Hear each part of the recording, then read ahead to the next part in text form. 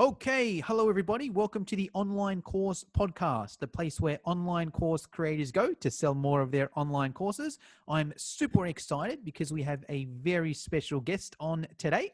A little bit about this person. They help entrepreneurs transform the way they grow their online audience by leveraging the power of video podcast. I'm going to stress video because that's her thing. She essentially helps entrepreneurs launch their video podcast and double their audience in 60 days. So without further ado, let me introduce the head of Viteri Vibes Marketing, the founder of the Video Podcast Academy, the one and only Ms. Sandi Viteri. Sandi, how are you? Hello, Jenna. How are you doing? I'm doing Yeah. great. Yes, I'm amazing too. Sandi, I like to start all my podcasts off with a quote or mantra that inspires you or fires you up. Have you got one you could use for us? I absolutely do. Actually, my favorite is from the Dalai Lama. Mm, And what he says is if a problem has doesn't have a solution, why worry about it? And if a mm. problem does have a solution, why worry about it? So either way, you have no reason to worry about it because it's either going to get solved or it's not. Yes. Wow. I've never heard that one. So I'm going to start the Dalai Lama. What is he, a marketer or is he a video podcast? Do you have a video podcast I can listen to or? No, the Dalai Lama is, you know who the Dalai Lama is. just teasing. So Sandi, I've obviously been following you a while. You know, I found you on Instagram. I was like, oh, video podcast this is pretty cool. But for any of my listeners that don't know you or, you know, don't know what you do, can you give us the rundown? It can either be a quick rundown, it can be a long rundown. Start where you want to start. Let us know what is it you do, why do you do it, how'd you get into it, why should we listen to you? What can you tell us there? Sure. Well, let's start with, those were a lot of questions right there, right? So let's start with who am I and where I'm coming from, right? So I have over 23 years of experience, of marketing experience working Do you in start the when you were 5 or how does how does that work? six, working in the corporate world in the US. And one day I got laid off. And that was 2 years ago. And the day that I got laid off, I said, let me help entrepreneurs basically do the marketing that I learned how to do in the corporate world that is super shiny, fancy, and expensive, but give it to them at a more accessible, reasonable price so they could get the benefit of the big corporate marketing. And I went off and I started my company, and that is how I was helping my clients do their content creation, their whole marketing strategy, branding, building their websites. And then one day I decided to do my own podcast. So I started with the idea of just a podcast. But then immediately, knowing what I know from my marketing experience, I'm like, why do people do only audio? It didn't make sense to me. So I started doing some research, and as a type A woman that I am, I got obsessed with the research, and I started looking everywhere, like, why are people only doing audio? Why not audio and video? And I came to the realization fairly quickly that yes, podcasts were growing tremendously in a fast paced, right? It wasn't like they were growing only, but they're super fast on how they're growing. As a matter of fact, podcasts are becoming the new blogs, right? So very quickly, when I started looking at data, I noticed that about 700,000 podcasts existed at the end of November, but very quickly by April, the beginning of April, there were already about 1 million podcasts. So that tells you how fast the growth has been, right? And then I looked at data for video, and I realized that 80% of the traffic to internet was going to come because people wanted to consume video. So that to me right there was the aha moment. And I said, I am going to launch my own video podcast. And because nobody was teaching it, nobody was talking about it, I said, I'm going to figure it out. Why not? So I went off to my, journey, figuring out how to do it. And I put it all together. I did over 37 or so interviews, and I said, now it's time to teach others how to do it, because they've been asking me, like, how do you do this? And what did you use? And, all the step-by-step process. And I was giving people advice, but knowing inside of me that I could help by helping people really find their voice, share their message, and grow their audience. And that is how Video Podcast Academy was born. Really putting the two together, making sense of it, and creating an online program where I can teach others how to do it themselves. Yes, love it. Okay, cool. So let's delve. What we might start with, Sandi, let's start with podcasts in general. We'll transition to video in a second. But even to start with, why should an entrepreneur, and we'll be speaking specifically to online course creators here. Most people that are listening to this either have an online course or are putting online course together and want to sell more on it. Do you recommend they should do a podcast, and why?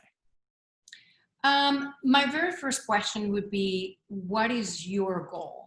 I would not just go off and say, yes, do it because everybody's doing it. I think that is the wrong reasons to do it. My question would be, what is your goal? What are you trying to achieve? And then based on that, make the decision whether this is right or wrong for you. Because doing a podcast, whether you integrate the component of adding video or not, doing a podcast requires a lot of commitment. And that commitment is part of it is consistency, right? Just making sure that you're recording, you're batching, and also you're sharing your content on a consistent basis. But also that commitment to make it successful in the long run. Because a lot of people have the misperception that doing a podcast is going to give you all the followers, all the likes, all the downloads immediately. And that is not the case. It does require time. Yes. Okay. So let's delve a little bit into there. What are some of the reasons why someone should have a podcast? If you're like, hey, if you want to do this, or you're looking to do this, or then a podcast is an idea, or, hey, if you do have a podcast, here are some of the benefits of having one. What could you tell us there? Sure. There is actually many. So the very first one, obviously, it allows you to expand your reach, right? Now, this one in particular has the limitation. You have to keep in mind that it will be only audio, because we're talking about whether you wanted to do just a podcast. Yep. So if you do that, it allows you obviously to expand your reach from just a social media platform into an audio platform, right? So that is the first one. The second one is the benefit of participating and being part of this almost like a network. So I met you because you wanted to launch your podcast and you didn't know about the video portion yet, but it's almost like we speak that same language. It's like when moms become moms and dads become dads. Now we can talk about children with other people that have children, the same thing. So what happens is you start becoming part of this network of people where you can cross-pollinate. And what I mean by that is I can invite you onto my show and you can invite me into your show, the same thing that we're doing right here. And what happens is it gives you that exposure to an additional audience that you wouldn't otherwise get that exposure to. So once you start sharing this podcast, then automatically your audience is going to have a window to my world. And that is going to be thanks to you. So that is another benefit of doing a podcast. And another one is obviously thought leadership, right? So now you have picked, a topic, you have picked a theme that you want to talk about. And then by being consistent, talking about that over and over again, then people can associate you. So you, for example, you train people how to do digital courses and you talk about it. So by having your podcast related to that very topic, then people know, wow, he's been consistent. He talks about that on social media and on his podcast, and he brings guests that can help people that are trying to launch their courses and expand their reach. So those are three benefits that I can share. Love it there. And I'll summarize those and then we'll move on to the video side of things, because that's bang on exactly why I do this podcast. I'm like, all right, cool. Let's get it on iTunes. Now that it's on iTunes, great. Here's now a new network of people that can essentially come into my funnel and then get on my email list and then essentially buy my products, yada, yada, yada. There's the networking side of things. And I think that can work a few different ways. It's like, great, now I can, meet Sandi and then she's on my podcast and then, she can get in front of my audience there. But it could even be a promotion thing down the line. Hey, I interviewed Sandi and she's awesome and her course is awesome. Hey, I'm just going to email out out her course to my audience. And then whether that's a win-win, whether I get a few dollars or whether it's a promotion one way and then the other way, there's advantages there. The thought leadership, there's something cool about having a podcast where, because it is a slightly higher level of commitment, I guess you would say, where it's like, hey, anyone can jump on Facebook Live and do a quick live. Anyone can jump on Instagram Live and do a quick live. And that's still good stuff. I'm not poo-pooing that stuff there. But if it's like, oh, okay, it's on iTunes, there's a few episodes there. Okay, he's interviewed a few different people, must know a person or two. Okay, I respect this person a little bit more. It's a bit of positioning there as well.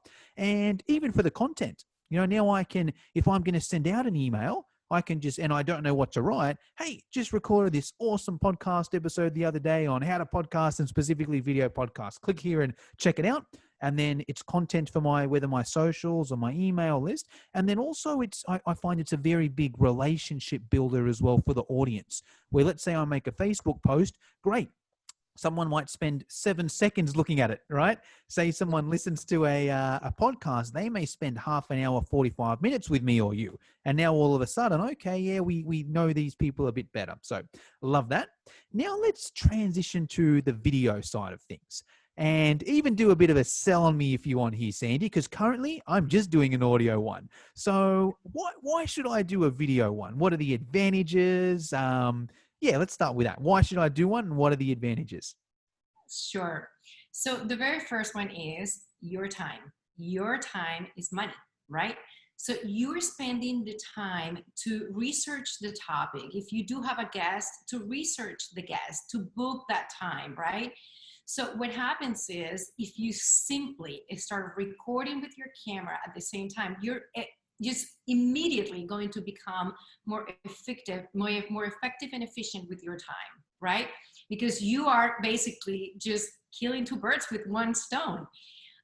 So that is one of the benefits. The second benefit is if you thought of the audio as being a platform that allows you to grow your audience and first expand your reach and then you grow your audience, just think about adding video. So once you do that, now all the possibilities have opened for you because you can take that exact same video and repurpose it. So that is the whole intent and objective of adding video to your existing podcast.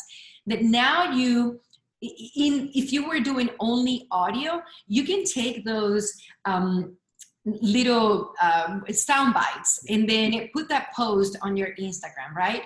But that is not necessarily something that people will view. And Instagram is a viewable platform. It's a platform that was meant to share videos and photos because people like to see. Different people learn in different ways. Some people like to listen, some people like to view, some people like to read. So by doing a podcast, a video podcast, you can take that video portion of it and cut it in bits and pieces. You can post it to your feed. You can take a little piece and put it onto your Instagram story. You can actually share it as an IGTV video. You can actually take quotes from that interview and put it as quotes within your feed. You can then take that and also transcribe it. There is a service called Red.com, which is the cheapest one. And you can actually transcribe the entire interview and put it onto your website as a blog. So as you can see, all of a sudden, one single piece of content turned into enough content for the whole month. Yes, love it. And let me summarize that there. So the first one was, and it's interesting, because technically I do a video podcast in those terms where we're on video now. If you're just listening to the audio, I'm actually on video here with Sandi, but I don't do anything with that video. I just record on Zoom. So you know what I'm going to do? I'm going to stop you there and I'm going to challenge you that you're going to take this exact same video and you're going to create a video podcast. So I was on another interview a week ago and I told the lady that I was on the interview with, Lori, I said, why don't you have me here on video if you're not going to use it? Go use it. And she posted it. So go do the same. Yes, I'm up for that challenge. Watch my Instagram and I'll have it on there. So yeah, it's like it's here anyway. Why not use it as a video podcast too? And yeah, in terms of the social side of things, yeah, you can still do a lot of that with audio. You can do a sound bite and maybe a photo. But me personally, I do like watching the person, especially on video. That's my favorite. That's exactly why we're doing this on video. It's not for my audience. It's because I feel I connect better with you if we're watching here. So I should probably be a little bit less selfish there and be like, well, hold on. The whole reason I'm recording this is because I feel I connect better with this person if they're on video. So why not share that with my audience as well and get that person on video there? I like the Instagram TV idea as well because I can get a bit more duration on that as well. I might take a quick 15 seconds on a story or a quick quick 15 seconds on a story, but Instagram TV, I can post it on my Instagram, get the first minute in the feed and then send over to the story there. So I think it's multi-purpose there. So I do like that, and I am going to do that with this episode here. Now, my next question from there. So video podcast, I've got to be honest, I don't even know 100% what that means, Sandi. So when I think of podcast, I think of great, I'm in my car, I take out iTunes, I go to Apple, and there's a list of podcasts there. Now, by video podcast, am I also, in an ideal world, in your teachings and courses and whatnot, is it like, okay, great, you've got this audio here. Yeah, okay, you can, or you've got this video here. Yeah, you can splice the audio and use that for iTunes. Yeah, you can use all these little bites for social media as well. But is there anywhere you sort of suggest hosting this video platform? Are there, I don't know, specific platforms for it? Do you put it on YouTube? Do you do it as a Facebook video and you post it all the time? Is it, I don't even know the Instagram TV duration these days, but do you put it on there? What can you tell us there? Yeah. So the main platform where I recommend that people post it is on YouTube. And the reason being is because if you think about the largest search engine in the world, that is Google. The second largest search engine is YouTube, and it's owned by Google. So what happens is if you want to become findable, not searchable, because search is what people are trying to do to find you. But if you want to become findable, you want to be able to be searchable. You want to be in the world of SEO. So if somebody types on Google or even YouTube, looking for digital course creators or how to do a digital course, Jonah should come up. Why? Because now he doesn't only have his website, but he also has a YouTube channel, which helps him become searchable. So that is the main reason, right? That's the number one reason. And if that is not clear, then I don't know what else would be, but absolutely. And then obviously sharing that video in all the other social media platforms, but the main purpose of sharing it across social media platforms is thinking about the customer journey, not only just posting it. But what happens is none of us own Instagram or YouTube or LinkedIn. So if something happens to those platforms, our content is gone. So we own the content, which we can repurpose later on if something happened to a platform. But if you think about this, think about the journey. The idea would be that somebody that is on your social media, meaning Instagram, Facebook, Twitter, LinkedIn, that you would use these videos to actually drive them to either your website or your YouTube channel. My recommendation is typically website, because that is the place where the transaction happens. That is the place where you can actually capture an email, where you can actually build that relationship, where they actually can purchase something from you. So those are the main two reasons why I strongly recommend adding video, because also, I mean, what I said about searchable, being searchable, Instagram doesn't have searchable capabilities. It's not SEO. The same with Facebook, the same with LinkedIn. So actually, LinkedIn can find you based on your name, but the other one's not based on the content. Yes. Awesome. Okay, cool. So I'll give a bit of a summary there and my takeaways.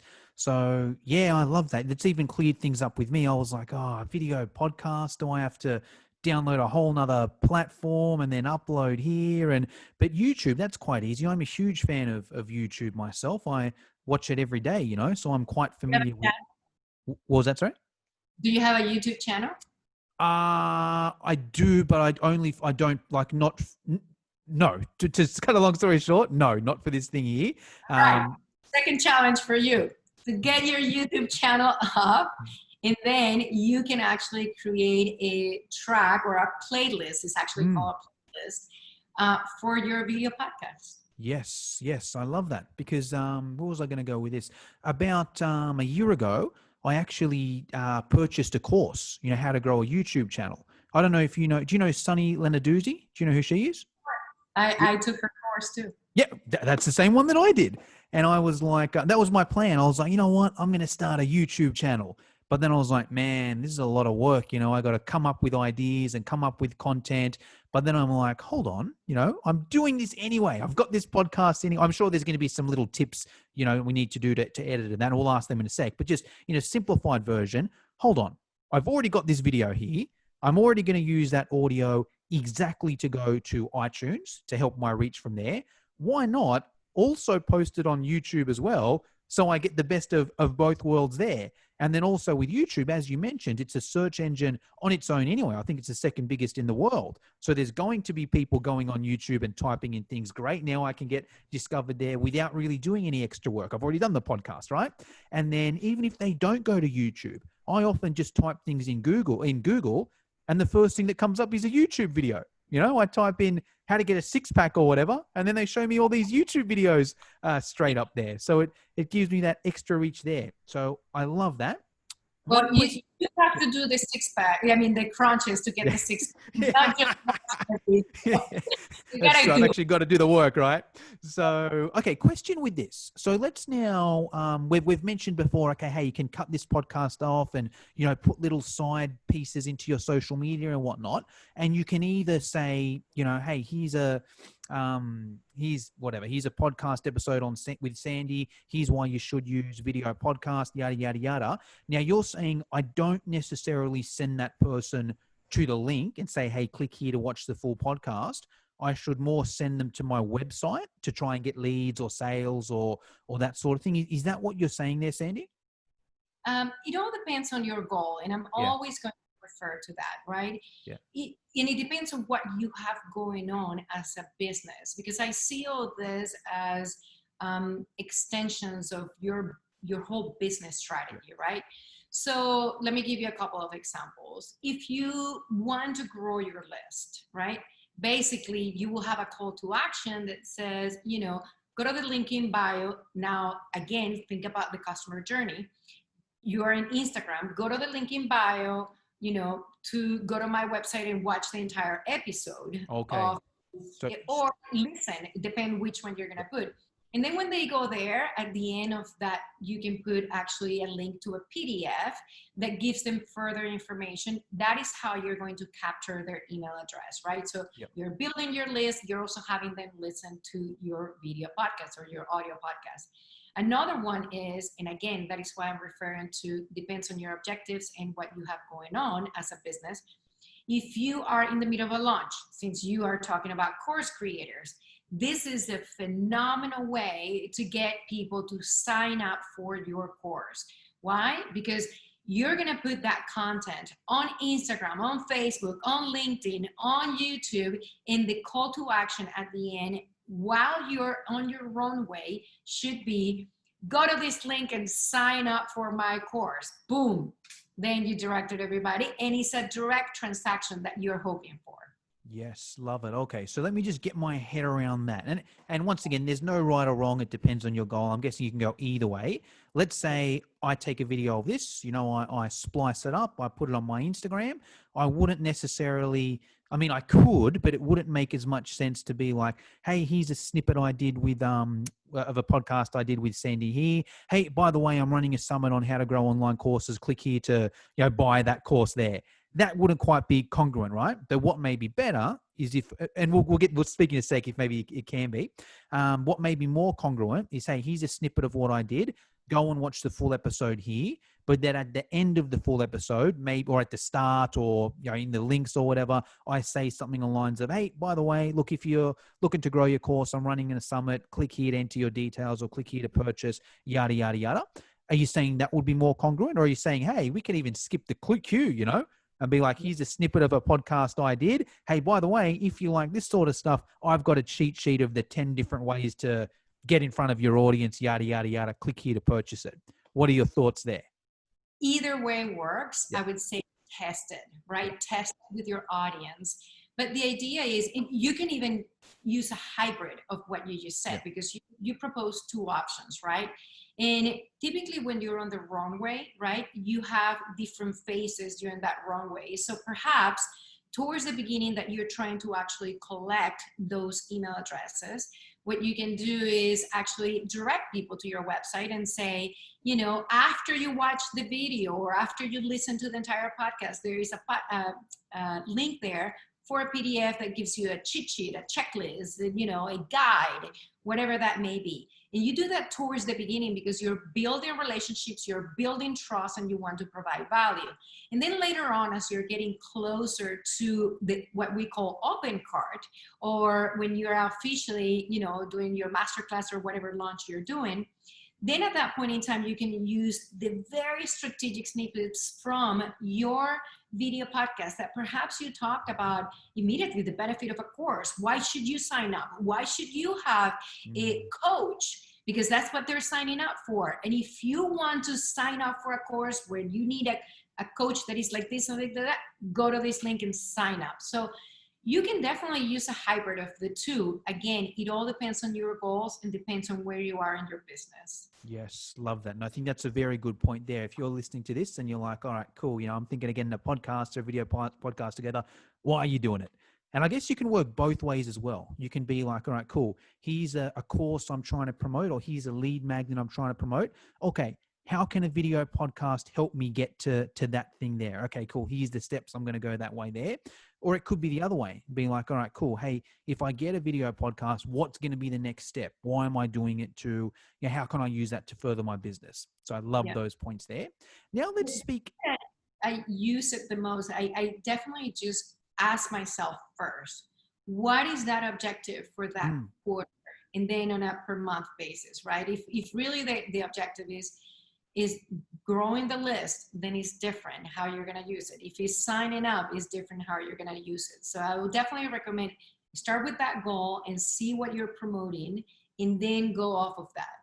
Yes, love that. So now let's talk a little bit about the actual video itself. So is it as simple, Sandi? Could I just record this and throw it straight up on YouTube, or do I need fancy lighting, or do I need to put on a nice suit, or, you know, do I need to, you know, get some audio and a video and a little trailer at the start? What do you have to do to that actual video? You know, it's totally up to you. I mean, you definitely don't have to wear a tie if you don't want to. You have to be yourself, right? That's the first thing. Like, be yourself. Don't think that because you're going to be in front of the camera, you have to act or say or dress differently. Just be yourself. But with regards to this setup, I do recommend having optimal lighting. So typically, I mean, right now, because it's literally like almost 8 p.m., right? So if I turn this around, you'll see all the lights, that I have going on, right? Wow, yeah. To be able to have the lighting that you can see right now. But typically what I recommend is if you want to keep it simple and you don't want to invest in a whole lot of equipment, you can very easily just record in front of a window. That is the best, the most beautiful lighting. Just watch out for the time of the day that you're recording. Typically mornings are softer light, or late afternoons when the sun is actually down, not when it's going down, because otherwise it would be too harsh. So there is cold light and warm light. The same thing with the fake lights, that there is different bulbs. So I do recommend to pay attention to the lighting and actually to record just like we're recording with Zoom and then with your phone. But do you need a fancy equipment, a fancy setup? Not at all. Can you upgrade to make a really good quality, amazing video? I mean, yes, you can. And it's recommended so it looks more polished, more professional. But again, it depends on your style. Okay, cool. So let me summarize that and let me ask one follow-up question from there. So phone and webcam on the computer is usually good enough, providing the lighting is okay. Providing your lighting is good, you don't need to go out and spend you know, hundreds or maybe even thousands of dollars on a fancy webcam. Computer and webcam on the phone and computer on the webcam is usually okay, providing you've got good lighting. Is that correct? That is correct. Awesome. Now, good lighting, you don't even need to necessarily go out there and buy fancy lights. If you do it in a well-lit area where you're facing the window, then during the day, then you should be okay. Is that right? That is correct. Okay. So my follow-up from here, what if there's someone that's like, hey, I live in a one-bedroom apartment. There's, where I do my recording, there's just no light there and I don't really have a good opportunity there. And they just wanted to buy, I don't know, something basic to start them off so the lighting doesn't suck. What would you recommend there? Is there some sort of, I don't know, basic 101 lighting you can purchase for a few dollars that does the job, or what tips could you give us there? Absolutely. So the first one is the Diva light, the ring light. That simply just gives you that nice, beautiful glow, mostly for women. I was going to say the Diva light. I feel a bit funny walking into the shop and buying one of those. You can order it on Amazon, but that ring light, the one that I just showed to you, you're probably familiar with it. Yeah. But that one gives you a really good, beautiful light, and is the light that is used by most photographers and things like that, because it's just perfect for the face. The other one is the Limo Studio. So this is a super cheap, I mean, in comparison to the very good professional ones that photographers use, is very affordable. You can buy it on Amazon, and when you buy the pack, it actually comes with two. It's called the Limo Studio, and they come with their umbrella. So basically you would put, depending on your light, you will put one on each side, just to make sure that your face is lit up evenly. Okay. What are the, can I ask the price points? So the Diva light, how much does that usually cost, give or take? I believe it's like 100 and something. And then the pair of the Limo Studio are also 100 and something. Yeah. Okay. And you could get away just with one. Let's say someone's watching this. They're like, hey, I've got $100 in my pocket. I can only get one. You'd recommend the Diva Studio? The Diva light is it's called the ring light. Yeah. The ring light. Okay. Diva light, ring light. So if you're watching this and you got pretty dodgy lighting, go out and buy that Diva lighting, and that should be enough to get you started. Yes. Yeah, it should. Cool. And my recommendation also for anybody starting a video podcast, I strongly recommend that you get started with what you have. Yeah. Give it a try and don't invest a whole lot of money, just to make sure that you feel comfortable with the process and you feel comfortable with the commitment, which is more important than all the equipment. Because a lot of people come to me and they're like, oh, and what mic do I need, or what this and that? And I'm like, hold on, before we even go there, let's start here. What is your mindset? Are you ready? Are you committed? If you say yes to all those things, then you can go into looking into the equipment, and then first use what you have, and then second, look into upgrading later on. Yes, love that. Love that. And a few different reasons, because that's the way I look at life as well. My first business was operating a boot camp, an outdoor fitness boot camp. And it's funny, and now I actually help other trainers run their boot camp better. And it's essentially the same system. You know, a lot of trainers are like, all right, I got to go and start a fitness boot camp. How many kettlebells should I buy? How many medicine balls should I buy? How much should I spend on my uniform? How much should I spend on my speaker? And look, all those things have their place. But the most important thing in a fitness boot camp is getting people down there, Yeah. Don't worry about buying 20 kettlebells. How can you get 20 people down to your boot camp, and then even decide if you like it? You may do it and be like, you know what? I don't like outdoor training. I want to train in the gym with heavy weights and that. So at least you can make a decision, all right, cool. Hey, I actually don't like outdoor training, but now I can go and do this stuff here. At least I haven't wasted hundreds or thousands of dollars doing it. Or on the flip side, you do it and you're like, you know what? I really, really like this. What would be the one next step to get a better experience? And if we go back to the fitness business side of things, most boot camps in Australia anyway are usually like 12-week challenges. Go and do this boot camp for 12 weeks. So what I used to do is I'd run a 12-week challenge, and then I would take a percentage of the income that I made, and be like, all right, what can I reinvest? And what's the next thing I need? Okay, kettlebells would be the next best thing. Okay, in 12 weeks time, you know what I need? One of those battle ropes. That's the way I now look at, any business I run as well. If you're going to start a video podcast, don't go and spend $1,000 and get a fancy mic and get a fancy webcam and get all the lighting. Hey, do a bit on what you've got and be like, okay, you know what? I think my audio could be better. First thing I'm going to get is a microphone. What microphone should I get? All right, cool. Now I think my lighting needs to be better. What light? Then get this one here, and then build from there. So I love. Is that your take? Would you agree with that? Oh, absolutely. And I love how you actually put it into perspective into your own business, because that is exactly what I recommend. It's like you put the two together so easily. So yes. Awesome. All right, cool. So last question on a video podcast side of things, that I've got some sort of closing questions I'd like to finish up with. So in terms of now putting it on YouTube, is there anything fancy we need to do there? Or, do I need to do some research on my keywords, or, what to make the heading, or what to put in the description, or do I just put it on there and go? What's your take there, Sandi? Yeah, it's definitely more than just uploading there. Because as I said before, the main reason why you would want a YouTube channel is so you can become searchable. So it's all about SEO. So what I teach my students on Video Podcast Academy actually has a whole module on content and how you can make that content successful. So you definitely need to do some research about what are the right keywords and key phrases that you need to use depending on the topic that you're going to be talking about on that video. And you want to make sure that you include those on your title and on the description. So that way that video precisely can become searchable.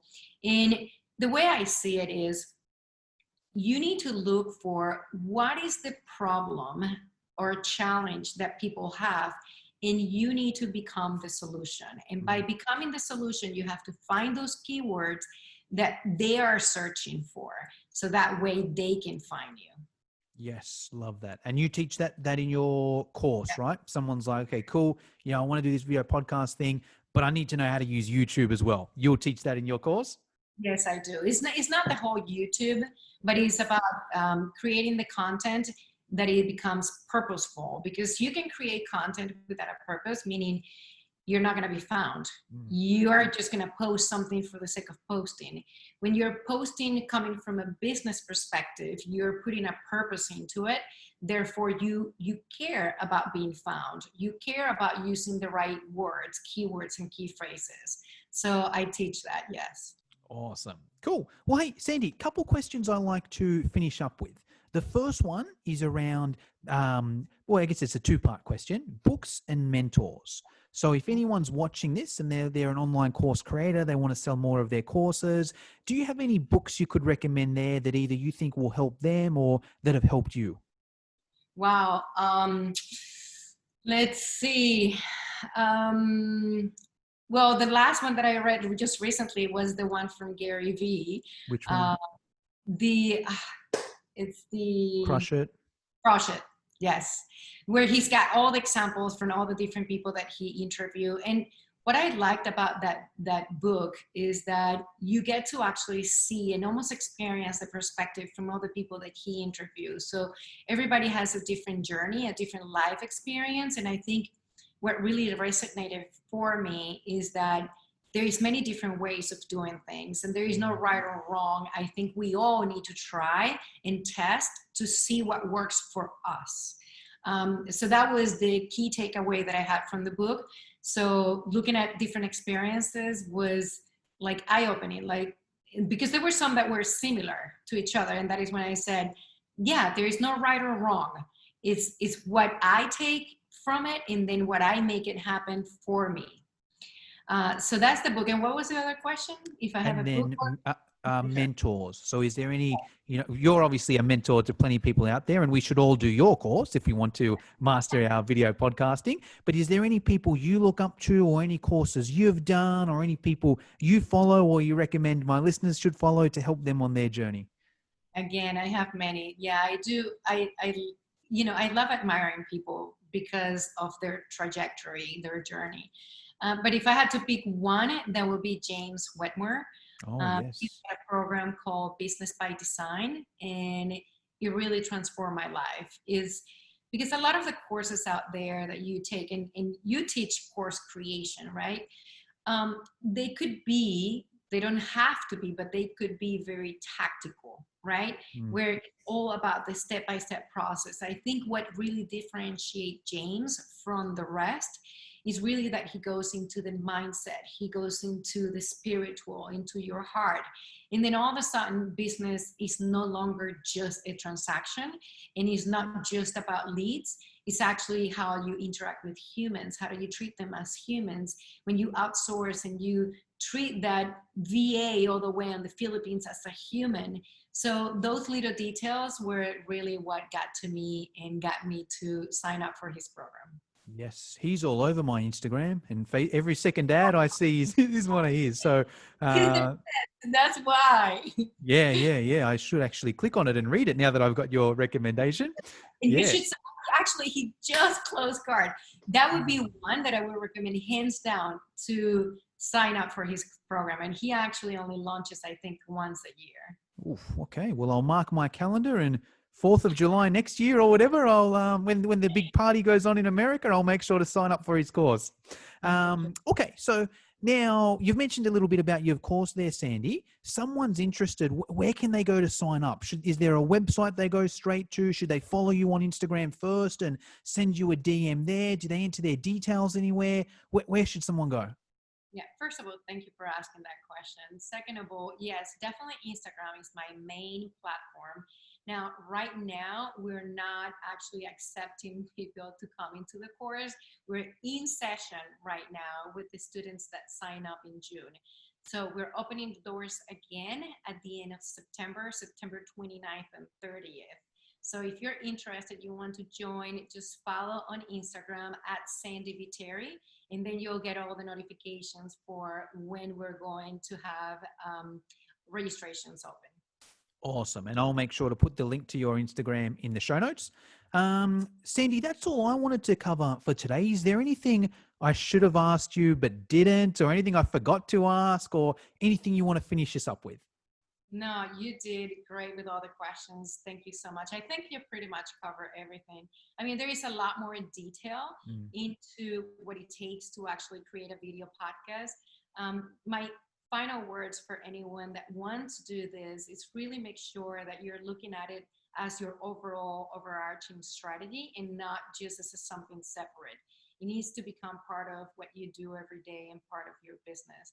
And if you're 100% sure that you can do it, there is no right or wrong. Like, you can do just the podcast, as you said, or you can do the video podcast and leverage even more of your time. One part that we didn't talk about is actually batching the content, which is one of the main benefits, but we can leave that for another interview. Easy, yes. And I'll even give my 2 cents to add on there. So what I would do, if you're listening to this, and if you're listening to this stage of it, you've gone through 45, 50 minutes, you're probably somewhat interested in the philosophy behind it. What I would do is sit down and sort of think, all right, cool. You know, is this going to be a fit? I've seen the benefits now. Look, I know I can get found on iTunes and YouTube, and, you know, it's going to give me content for social media, and I can see how this can, you know, lead to my lead magnet and give me more sales. You know what? I think this video podcast thing is for me. That's one thing to do. Work out if it's for you. Don't just go out on a whim and, you know, do a couple episodes and put them on YouTube and get no likes and then give up. You know, decide if you're going to do it. And then if you are going to do it, I would reach out to Sandi. My philosophy on things is there's sort of 3 ways you can learn in life, right? You can do it the easy way, which is find someone that does it and get them to teach you. That's the easiest way you can do it. You can do it the hard way, which is trying to figure it out yourself. Now, you can do that, but it's probably going to take a lot more time, and it's probably going to be more expensive as well. That's why you do courses. Like most things these days, you can find them out for free on Google and YouTube anyway, right? Or by trial and error. But it's just going to take a lot longer, and it's probably going to cost you more money in the long run. So if you're like, hey, I do want to do it, I would reach out to Sandi, because she'll obviously shortcut it. And then the third way to learn, which I definitely recommend don't do, is just not to do anything, because it's not even a way of learning, right? It's just you sit there and think and never end up doing anything. Whatever you do, don't do that. Number one is get someone to teach you. It's usually easier. If you don't do that for whatever reason, that's fine. Do it on your own. At least you're doing something, but at least do something. So anyways. I love it. Awesome. Anyway, Sandi, I will be in touch, and you'll see when this podcast launches anyway, because you're going to get tagged in all the little tidbits that I do and cut it up and that sort of thing. Looking forward to it. Thank you so much for having me. Awesome.